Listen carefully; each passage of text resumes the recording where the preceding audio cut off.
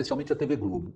William Vac questiona como a Globo pôde arruinar sua reputação. Como é que um grupo privado, lucrativo, bem organizado, que vive da imagem, consegue se colocar numa imagem tão negativa? Vac fala sobre o estado tendencioso da Globo, que a faz ser abominada por boa parte do público brasileiro. Por exemplo, da TV Globo foi muito ruim para ela, porque desde 2013 ela não foi capaz de entender que enquanto ela buscava aplausos de grupos de esquerda pagos com dinheiro pouco desviado para destruí-la, uma parcela crescente da população brasileira passava a ver a TV Globo como mais uma ferramenta de perpetuação da miséria e da ignorância intelectuais e políticas no Brasil, porque é assim que ela ganha dinheiro. Perdeu credibilidade. William Vac fala sobre a ética e os fundamentos do jornalismo imparcial. Não brigue com notícia. Se você, jornalista, gosta ou não gosta de um determinado fato, é irrelevante, é fato. Não brigue com o fato. A lealdade do jornalista é em relação ao público. Se ele acha que ele está cumprindo uma missão, ele escolheu a profissão errada. Vai ser padre. O jornalismo não pode ser encarado como missão, de corrigir o mundo. William fala sobre o politicamente correto. É um país que combinou acreditar em coisas erradas, achando que está sendo bonitinho. Então, o politicamente correto vem daí. E por fim, fala sobre os motivos da perda de credibilidade da antes toda poderosa Rede Globo. Eu acho que boa parte da perda de credibilidade de grandes grupos, especialmente a Globo, por exemplo, se dá... Não esqueça de se inscrever no canal, ativar o sininho das notificações, deixar o seu gostei. Agora vamos pro corte. Do ponto de vista do jornalismo, que você é um histórico jornalista aqui no Brasil, importante, como você vê o papel e como que você vê que a mídia está agindo desde o início da crise do governo Dilma até agora? Você acha que quando o Bolsonaro acusa a mídia de ser petista, ele tem razão? Ele tem razão no sentido geral da palavra, mas não que a mídia, e é difícil falar a mídia, porque isso é tão, vasto, digamos, é tão uma multipolaridade de ideias, de posturas. No fundo, a gente tem no Brasil uma imprensa viva, crítica, sólida e atuante. E dizer, como muitos dizem, não só o Bolsonaro, a mídia isso, a mídia aquilo, é um problema. É necessário trazer fatos para sustentar esse argumento. O que eu acho que sim, foi assim que eu comecei minha resposta, ele tem razão quando ele afirma, em geral, digamos, é um arcabouço cultural no sentido amplo, que você, na sua atividade acadêmica e jornalística, posso dizer, vem apontando há muitos anos já. É o que a gente chamaria em alemão de Zeitgeist, é o espírito de uma época. Muitos pensam com esse submarxismo rastaquera típico de instituições acadêmicas brasileiras, sem nem sequer saber, são contrários ao que significa tudo isso e não se dão conta a que princípios foram levados a se abraçar. Então, nesse sentido muito aberto, muito genérico, ele tem razão. A segunda parte da sua pergunta, ela é muito contundente, porque ela se dedica a estabelecer qual foi o papel da chamada grande imprensa. Aí sim, eu vou fechar um pouquinho o foco. Vou entrar nos grandes grupos de comunicação, especialmente a TV Globo. E qual é o papel desses grupos em todo esse caminho? Por exemplo, da TV Globo foi muito ruim para ela, porque desde 2013 ela não foi capaz de entender que enquanto ela buscava aplausos de grupos de esquerda pagos com dinheiro pouco desviado para destruí-la, uma parcela crescente da população brasileira passava a ver a TV Globo como mais uma ferramenta de perpetuação da miséria e da ignorância intelectuais e políticas no Brasil, porque é assim que ela ganha dinheiro. E ela se colocou, por decisões editoriais equivocadas, por atitudes de alguns dos seus executivos, numa situação que hoje, na verdade, a gente tem que olhar de dois ângulos. O ângulo esse que você mencionou, da grande guerra cultural brasileira, qual é o papel dos grandes grupos de comunicação nele. Foi destruído na ação da disruptiva, perdeu a credibilidade. O outro é exclusivamente para um mestrado de business. Como é que um grupo privado, lucrativo, bem organizado, que vive da imagem, consegue se colocar numa imagem tão negativa? É um case study extraordinário. Então, a gente tem, por exemplo, se pensar em algumas marcas de grande imprensa, grande mídia, inclusive em televisão também, a impressão, mesmo na dramaturgia, pensando na Globo que você falou, a gente tem a impressão, quando eu digo a gente, estou me referindo a pessoas que têm um certo repertório, de que há um viés um tanto à esquerda em termos de comportamento, de costumes. Nas novelas a gente chega quase a ter a impressão que é uma pregação, que vai um pouco ao encontro do que você está falando. É o Zeitgeist. Realmente o país adotou não vou dizer agenda, porque isso não é organizado, ao contrário do que muitos nessa extrema-direita acreditam. Acham que há conspiração, um Jorge Soros ali atrás articulando o marxismo cultural, ou uma postura gramsciana. Não é. É um país que combinou acreditar em coisas erradas, achando que está sendo bonitinho. Então o politicamente correto vem daí. O politicamente correto não é outra coisa do que senão uma narrativa da realidade por interesses políticos de grupos determinados. Mas isso consegue ter um verniz de que é bonitinho, que é bom, que é positivo, que é progressista, que sinaliza um avanço. E não sinalizou avanço nem coisa nenhuma. O país continua tão injusto, tão desigual, tão racista como sempre foi. Vac, eu queria te perguntar uma coisa, assim, checar contigo dentro do que você falava sobre uma empresa que vende um certo produto e começa a achar que seu produto é envenenado, né? Eu venho percebendo, eu trabalho com publicidade, dando aula para alunos de publicidade há muitos anos, pouco mais de 20 anos, não é pouco tempo. E eu observo o que vai aparecendo na própria propaganda, né, nas campanhas, inclusive no politicamente correto ao qual você se referia, uma tendência ao jovem publicitário ver a si mesmo não como alguém que tem que compreender o comportamento, entender os desejos, organizar o consumo, não. Ele se vê como alguém que tem que educar contra preconceitos, educar para um mundo melhor, educar para o combate da desigualdade. Como você vê isso? Com alguém que trabalha em jornalismo há tanto tempo, você percebe isso na publicidade também?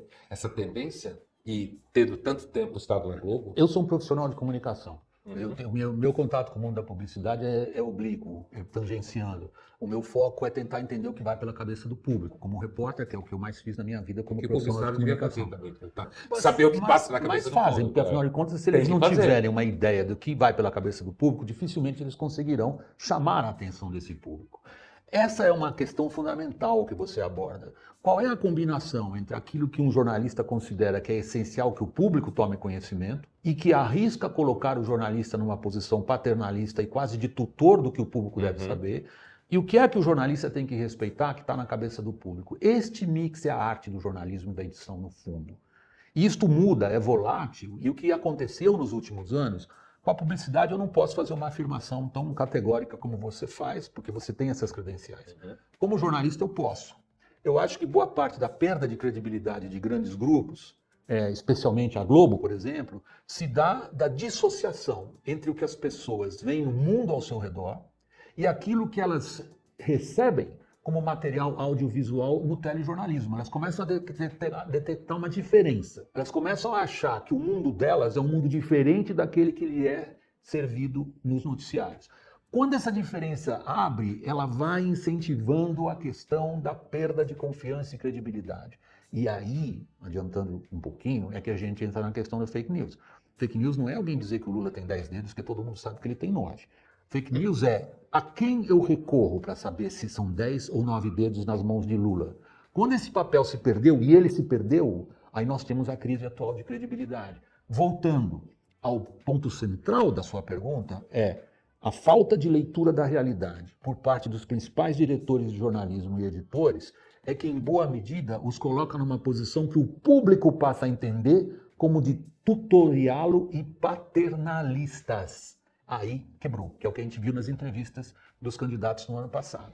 Então, enquanto você falava, eu voltando ao que eu te perguntava sobre a publicidade, recentemente teve uma marca que fez uma campanha no Dia das Mães, que gerou um ruído, que era, bom, Dia das Mães a gente pensa mãe, criança, essas coisas. E a campanha privilegiou, no dado momento, falar de mãe de plantas. E aí as mães ficaram muito isso, porque afinal de contas, barriga, dor de parto, dor de cabeça, cuidar dos filhos, quer dizer, um trabalho ser mãe. E aí uma marca importante, que inclusive vende para mães e filhas, produtos femininos, resolve homenagear a mãe de plantas. E as mães de bebês, digamos assim, se sentiram excluídas daquele que era o seu dia, Dia das Mães. Eu acho que isso é um paralelo do que você falava, quando se dá dissociação entre você tem aqui um grupo de publicitários que decidiu que eles vão preach, eles vão pregar para as pessoas. E a intenção é pregar de que, afinal de contas, uma mulher que resolve ser mãe de planta também tem direito de ser mãe, do ponto de vista da imagem, da afetividade. Não está em discussão quem gosta de criar plantas. Mas no momento em que você tem Dia das Mães, se você exclui, ou no mínimo equipara o que significa uma mulher cuidar de filhos e ter filhos a uma mulher resolver cuidar de uma samambaia, eu acho que ocorre isso que você estava falando, só que no campo da publicidade. O da publicidade eu ainda consigo entender, porque afinal de contas, se há uma pretensão que todo publicitário tem, é de estabelecer uma tendência. Isso tem uma razão mercadológica, mas tem uma razão também, sobretudo na publicidade brasileira, que é muito criativa e muito sofisticada, tem a ideia de que cabe ao mundo da criação da peça publicitária refletir em parte o que são as grandes tendências sociais e encaminhá-las para um lado ou para o outro. De novo, isto não é estar grávida ou não estar grávida, isto é uma difícil arte e mistura. No caso do jornalismo é fatal. Quando o público entende que o jornalismo está querendo conduzi-lo para algum lado, e isto ocorre em raras ocasiões, e ocorreu no Brasil agora, acho até que boa parte das reações à imprensa, tal como a gente vê, por exemplo, em manifestações pró-governo, os alvos das manifestações pró-governo são muito definidos, o legislativo, o judiciário e a imprensa. Acho que é injusto. Não acho que a imprensa brasileira, em geral, seja tão manipuladora, tão enviesada, tão irresponsável como os seus autodeclarados inimigos hoje dizem. Sim. O que eu acho é que boa parte do público, e este é um fenômeno que a gente pode constatar com certa facilidade, e não encara mais essas instâncias como uma referência a qual ela pode recorrer quando quer averiguar a veracidade objetiva dos fatos. Ao contrário, se foi publicado ali, então é porque obedece a uma agenda, Sim. de alguma forma, embutida. E aí, quebrou. Eu lembro quando eu comecei na Folha, na coluna, alguém me contou de uma piada, uma história que era assim: o publicitário e o jornalista vão para o inferno. O jornalista não sabe, no sentido de que o jornalista achava que ele estava fazendo o mundo melhor, enquanto que o publicitário sabia que estava vendendo alguma coisa para alguém. Porque um bom publicitário é alguém que sabe o que você vai querer daqui 2 anos, se você não sabe, porque ele está lendo. A minha dúvida, que eu acho que é um problema para a publicidade hoje, é no momento em que, para além de ler tendências, ela quer plantar tendências que ela entende como educadoras. Nesse caso, temos que respeitar a mãe de plantas. Então, ainda que eu concordo contigo, acho que no jornalismo essa morte é mais súbita, dessa credibilidade. Mas, para Quando você... quebra esse cristal, Acabou. é muito difícil reparar. E você acha que no Brasil Quebrou. quebrou? Quebrou. Eu acho que quebrou. Eu acho muito ruim para o sistema político brasileiro e para a crise na qual nós estamos vivendo. E a gente nota que os países que estão com uma questão mais aguda de credibilidade da imprensa são os que têm mais problemas no sistema político. Todos eles. Os que melhor resistiram a isso são aqueles de sempre, né?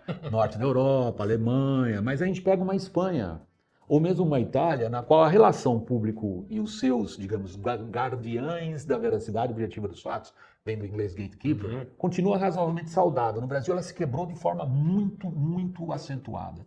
Isso não é bom.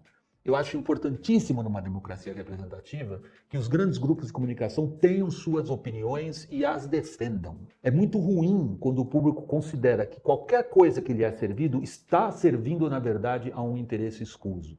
É a mesma demonização da classe política que a gente tem, que nos coloca numa situação esquizofrênica. Se a gente quiser as respostas para a crise, nós teremos que esperá-las do sistema que a gente mais repudia, que é o Sim. sistema político. Você não acha que a imprensa americana também tem padecido com isso? A imprensa americana é muito tradicional e a minha formação é anglo-saxônica, como jornalista. Uma ideia, numa frase que eu repito muito para mim mesmo, que é o seguinte: não brigue com notícia. Se você, jornalista, gosta ou não gosta de um determinado fato, é irrelevante, é fato, não brigue com o fato. Isso me ajudou muito na minha carreira. E eu sempre tento, na medida que eu faço análise política, me despir das minhas antipatias e das minhas simpatias. A imprensa americana é a grande representante dessa forma de trabalhar para o público, com foco no público. Quer dizer, a lealdade do jornalista é em relação ao público. Se ele acha que ele está cumprindo uma missão, ele escolheu a profissão errada. Vai ser padre, vai cuidar do hospital, o que ele quiser. O jornalismo não pode ser encarado como missão, de corrigir o mundo, de ajudar, o que seja. É um pouco cínico, isso é, mas leva a essa questão que você levanta da imprensa americana. A imprensa americana está metida num debate político-ideológico direto, de cabeça. E até por razões mercadológicas, ocupam-se certos espaços no espectro político como benefício comercial. A gente vê sobretudo nas televisões. Eu concordo com o William Vac no ponto de que a Globo tomou decisões comerciais e ideológicas que jogaram a sua reputação na lama. Olha, eu não sei se algum dia ela vai conseguir recuperar o respeito de tempos atrás. O que você acha? Comenta aqui embaixo. Muito obrigado por ter ficado comigo até o final desse vídeo. Não esqueça de se inscrever no canal, ativar o sininho das notificações e deixar o seu gostei. Todo dia tem um corte novo pra você. Dá uma olhada no canal, tem muita coisa legal já. Até amanhã.